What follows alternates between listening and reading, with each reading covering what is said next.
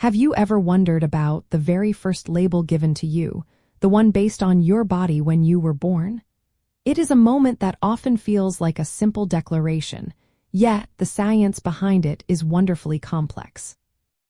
Your sex assigned at birth is primarily determined by a combination of biological factors: your chromosomes, your internal and external anatomy, and your hormone levels. These elements are usually observed at birth to categorize an infant as male, female, or sometimes as intersex. The core mechanism begins with genetics. Typically, individuals have either XX or XY chromosomes, which largely guide development. These chromosomes influence the formation of gonads, like ovaries or testes, which then produce different hormones such as estrogen and testosterone. These hormones are critical because they shape the development of your internal reproductive organs and external genitalia.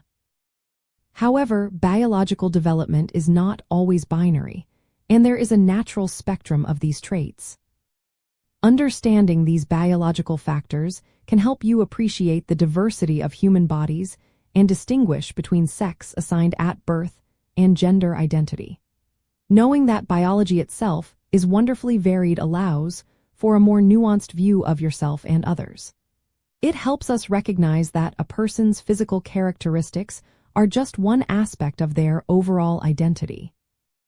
It is important to remember that intersex variations are a natural part of human biology, occurring when a person is born with reproductive or sexual anatomy that does not fit typical definitions of male or female.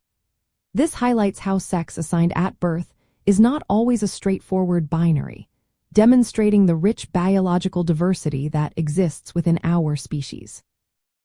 Ultimately, recognizing that sex assigned at birth is a biological classification based on a range of factors, rather than a simple choice, empowers you to explore and affirm your true gender identity with greater understanding.